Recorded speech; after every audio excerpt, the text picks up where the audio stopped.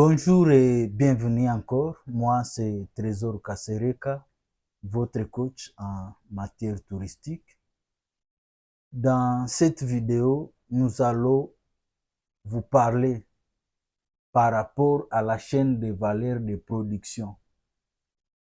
Parce que nous allons parler de l'agriculture, le tourisme, le commerce et la transformation. La chaîne de valeur de production du coltan. C'est vrai, vous devez savoir que depuis l'indépendance, même avant l'indépendance, jusqu'à nos jours, la population ne jouit pas, la population locale, des bien-être que la nature les a donnés. Même si les scientifiques nous ont dit que la RDC, c'est un scandale géologique, comme Pierre Corneille et d'autres, mais la population actuellement n'a pas senti cette réalité que les scientifiques nous disent. Parce que nous vivons le paradoxe. Nous voyons ce sont des réfugiés internes. Nous voyons ce sont des malnutritions. Nous savons des maladies hydriques. Nous avons des mots que même le monde, ce sont des mots qui ont disparu dans d'autres pays, mais qui se trouvent actuellement en RDC. Avant, je pensais que seuls nous pouvons faire quelque chose. Mais je me suis rendu compte que nous devons aller tous ensemble. Nous devons avoir la même vision pour que nous puissions nous développer. Le tourisme doit aller avec l'agriculture, doit aller avec le commerce, le tourisme et doit aller avec la transformation. Donc, comme je vous dis que le tourisme, si nous nous basons sur le tourisme et nous oublions les autres éléments, nous risquons de passer à côté.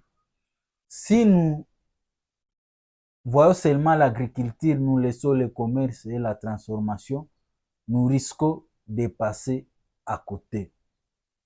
Nous allons parler d'un élément à un autre. Nous allons commencer par la chaîne de production du coltan.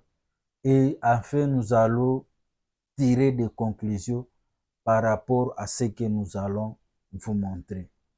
En fait, la question est de savoir si un jour le Congo s'est décidé qu'il ne va pas vendre les minéraux et il va commencer à transformer ses propres minéraux. Qu'est-ce qui se passera? Parce que la Chine a aussi des minéraux que nous avons, mais la Chine a décidé de ne pas vendre, mais il se place dans la position d'acheter les minéraux. Les jours où ça va arriver pour nous, nous allons dire, ok, nous n'allons pas vendre nos minéraux, nous allons les transformer nous-mêmes pour notre bien. Est-ce qu'on va nous tuer? Est-ce qu'on va nous éliminer sur la planète Terre? Qu'est-ce qui se passera si un jour on se décide que dès aujourd'hui, nous n'allons pas vendre notre minerai, nous allons l'utiliser pour notre bien. Nous allons faire nos téléphones portables, nous allons faire nos fusées, nous allons faire nos armes, nous allons utiliser pour notre propre bien. Nous allons faire des voitures électriques, nous allons faire des trains électriques à partir de nos matières. Parce que d'autres pays se décident que nous n'allons pas vendre et c'est comme ça. Ou bien on va nous effacer de la carte du monde. Parce que ça va arriver. Lorsque des choses créent beaucoup de troubles, ça arrivera un jour où on se décide de ne pas vendre ces minéraux. On va le voir comme en tourisme. Qu'est-ce qui se passera si on décide de ne pas vendre ces minéraux? J'aimerais éclairer la jeunesse par rapport à la chaîne de valeur du coltan, parce que beaucoup de gens qui travaillent dans des mines, ils ne comprennent pas comment ça se passe. Mais à part cela, vous devez savoir que même si nous travaillons, nous avons besoin de l'argent. C'est aussi les pays qui achètent nos minéraux et aussi peuvent décider de ne pas acheter ces minerais. C'est possible aussi de dire à partir d'aujourd'hui, on n'achète pas de minerais, c'est fini. Qu'est-ce qui va se passer? Est-ce qu'on va manger ces minerais? Qu'est-ce qu'on va en faire? Est-ce qu'on va les mettre dans les musées? Tout est possible, ça peut arriver, on dit on n'achète pas de minerais, on change de tactique parce que ce sont des générations qui arrivent et qui vont passer. Alors, qu'est-ce qui va se passer? Et j'aimerais parler par rapport à l'exploitation du coltan, parce que le coltan fait beaucoup de bruit en RDC, et ce qui bloque aussi d'autres activités comme l'agriculture, le tourisme, le commerce et la transformation, parce que vous allez comprendre que partout où on exploite nos minéraux, il y a la présence des armes. Et cette présence des armes font peur aux gens pour venir investir. J'aimerais vous montrer les revenus de l'exploitation du coltan. Et ça, ce sont des observations qui ont été faites en 2000, lorsque le coltan était recherché dans le monde, parce que le coltan servent à la fabrication des équipements électroniques. Il participe dans les missiles, dans les appareils électroménagers, dans beaucoup de choses qui demandent l'électronique. Ce n'est pas seulement les téléphones, mais il y a d'autres applications, comme vous pouvez avoir dans la radiographie, vous pouvez avoir dans des hôpitaux, vous allez voir des équipements sophistiqués. Tout cela utilise les minéraux du coltan et aussi des cassitérites, des tungstènes, les bauxites. Nous allons essayer de parler par rapport aux revenus du coltan. Par exemple, si vous avez 8 000 $, 8 000 $, vous pouvez faire vous pouvez aller exploiter, et c'est vrai, il faut avoir les permis d'exploitation, il faut avoir parlé avec les autorités coutumières, il faut avoir des gens qui vont vous aider. Mais la question, c'est de savoir les 8 000 $, vous allez les trouver où? Soit vous pouvez faire un prêt au niveau de la banque, ou soit vous pouvez vendre quelque chose de valeur. Mais actuellement, la situation que nous traversons, ce n'est pas facile qu'on puisse vous prêter 8 000 $. Ce qui fait que des pays qui sont bien organisés et dont leur banque fonctionne facilement, on peut donner à un Congolais, on lui prête 8 000 $ pour qu'il entre dans l'achat de ces minéraux ou dans le business. Parce que pour nous, les Congolais, comme je vous ai parlé des territoires de Massissi, ce n'est pas facile quelqu'un qui naît, qui grandit dans cette zone, être capable de toucher 8 000 $ dans de bonnes voies, à moins qu'il soit soutenu par quelqu'un d'autre. Vous devez savoir que par semaine, pour un carré minier qui produit, on peut avoir 100 kg. Et lorsque vous le multipliez par 4 mois, ça fait 4000 ça fait 400.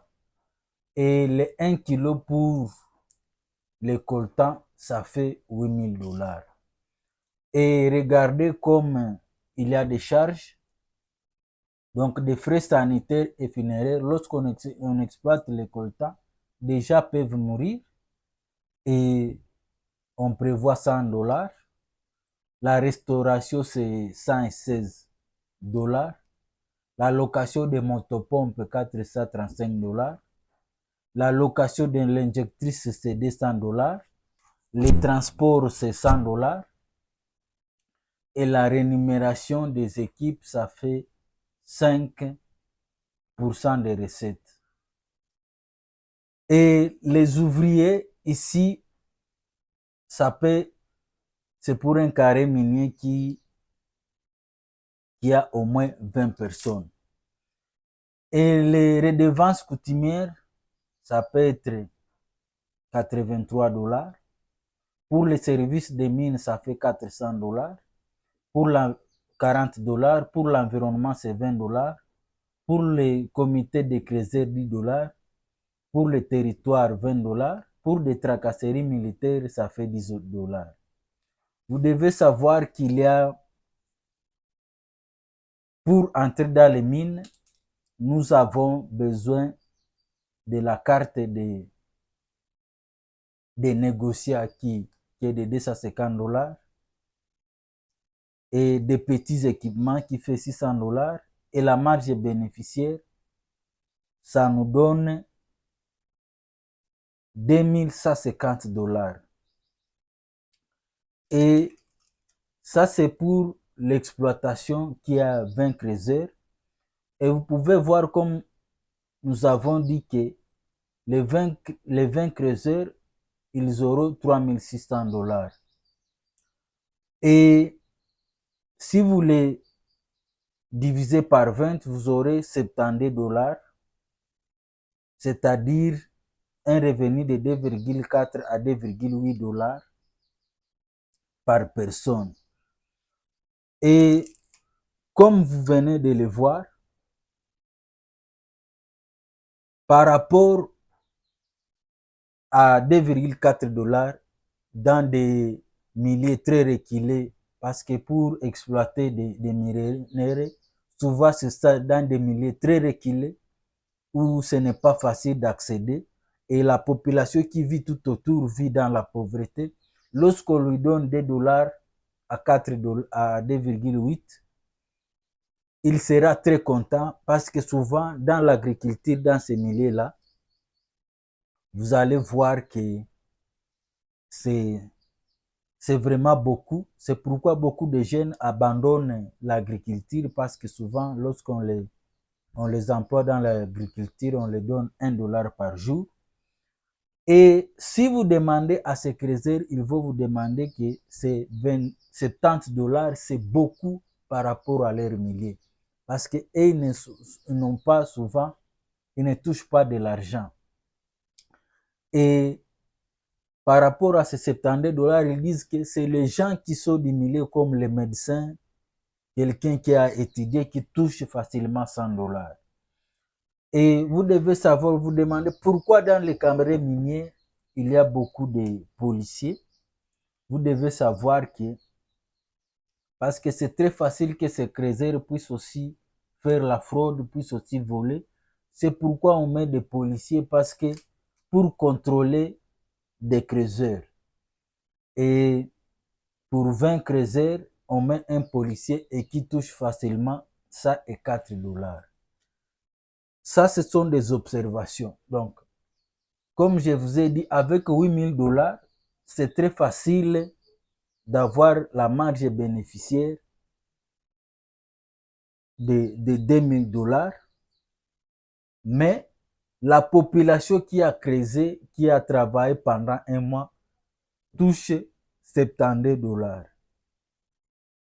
Pour vous faire voir que la chaîne de valeur, que cette population qui se trouve là où il y a des minéraux, mais parce qu'ils n'ont pas de moyens, ou ils n'ont pas de capacité, et ils reçoivent peut-être 100 $.